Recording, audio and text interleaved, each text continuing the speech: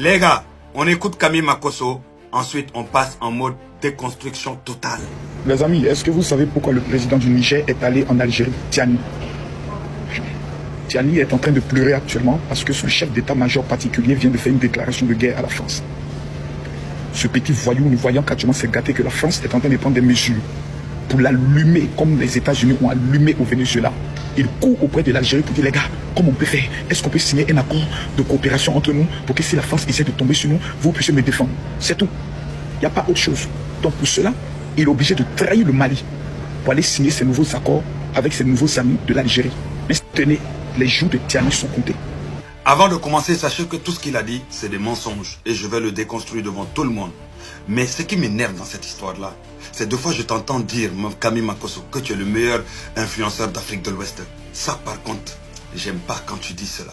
Parce que là, le meilleur influenceur activiste d'Afrique de l'Ouest va te répondre comme il se doit. De un, Camille Makosso, c'est pas le président Tiani qui est parti en Algérie. C'est l'Algérie qui a invité le président Tiani. Pour commencer. Rien que ça seulement déconstruire tous tes mensonges. Mais on va continuer. Le président Tiani, ce n'est pas la première fois qu'il va en Algérie. En 2023, il était déjà parti en Algérie. Et cette année-là, le 15-16, là, c'est le président de l'Algérie qui l'a invité spécialement pour 48 heures en Algérie pour parler de travail, pour parler de coopération. Et il est clair que Mali, Burkina sont au courant, étant donné qu'ils ont un commandement mutuel. J'ai l'impression que vous avez un objectif. Déstabiliser ces pays-là pour essayer de décrédibiliser les dirigeants qui sont dans ces pays-là. Mais pourquoi? Pour quelle raison? Pour déstabiliser? Ça vous rapporte quoi? Pourquoi mentir? Pourquoi faire de la propagande comme ça? À votre âge, vous ne pouvez pas vous permettre de mentir devant des milliers de personnes normales, comme ça, sans vergogne. Et concernant la France a déjà fait des communiqués pour expliquer qu'il n'y a aucune opération contre le Niger. La France n'est pas en guerre contre le Niger.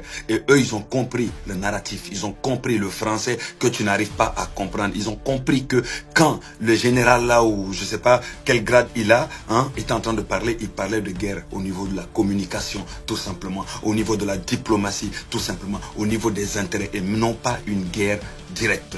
Et il faut savoir que la France ne va jamais se déplacer pour aller attaquer le président Tiani. Parce qu'en faisant cela, il attaque seulement le Mali, le Burkina et c'est-à-dire le Niger, tous les trois pays. Donc là, encore une fois, tu viens de mentir sur la France. Tu viens de faire de la diffamation sur l'état de la France.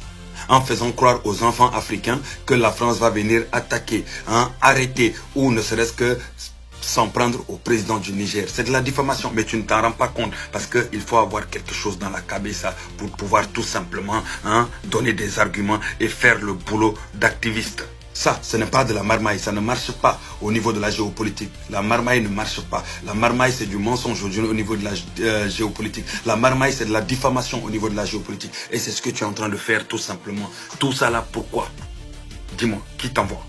Le Mali, Burkina, Niger ont un commandement mutuel, un pacte de défense mutuel, un pacte de défense. C'est-à-dire que si tu touches à un, c'est tous les trois. Aujourd'hui, l'AES est plus unie que jamais. Plus unique que jamais.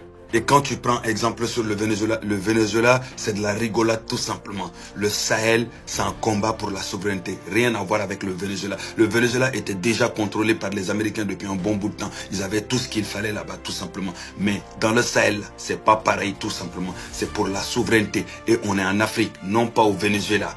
Et comme je te le dis, ce n'est pas le Niger, le président du Niger qui est parti voir l'Algérie. C'est l'Algérie qui a envoyé une invitation. Le président même de l'Algérie en personne qui a envoyé une invitation à son homologue, le président Tiani. Et tu sais pourquoi cela? Parce que tout simplement les deux pays partagent 950 km de frontières. Est-ce que tu comprends cela? Est-ce que tu arrives à assimiler ou bien c'est un peu mélangé? C'est compliqué là, t'es perdu. On continue. Donc, en partageant 950 km de frontières, les deux pays sont dans l'obligation de relancer les dialogues, même s'il y avait un moment de froid entre les deux pays. Voilà pourquoi les deux présidents, le président de l'Algérie a invité son homologue pour qu'ils puissent se voir, trouver des solutions, apaiser et relancer non seulement le dialogue, mais la diplomatie pour qu'ils puissent s'occuper des 950 km qu'ils partagent. Économiquement, les deux pays avancent sur des projets concrets, comme la route transsaharienne, des pipelines gaziers depuis le Niger, échanges commerciaux, accords sécuritaires et énergétiques. Le président Tiani a été accueilli comme un roi en Algérie. Donc, arrête de mentir, arrête d'inventer. Il n'est pas parti en Algérie, il a été invité solennellement, officiellement. Et comme on dit souvent, la puissance respecte que la puissance. Au jour d'aujourd'hui, grâce au président Tiani, le froid qu'il y avait entre les deux pays, ils vont pouvoir remettre les choses en route, en tout cas améliorer les choses.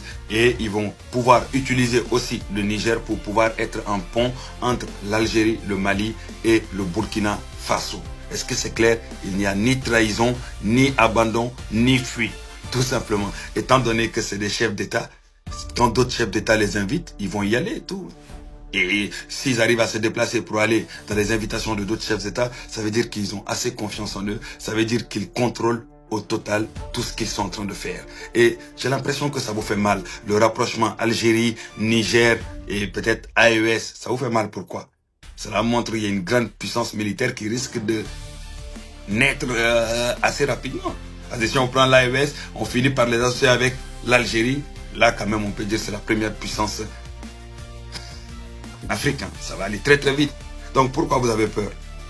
Pourquoi? Ils vont sécuriser l'AES, mais aussi, ils vont mettre des coopérations en place avec des pays avec lesquels non seulement ils sont frontaliers, mais stratégiques aussi. Et mettre en place des échanges commerciaux. Tout simplement, faire mieux qu'avant. C'est de ça qu'il s'agit. Donc, Camille Makosso, arrête de mentir, tout simplement.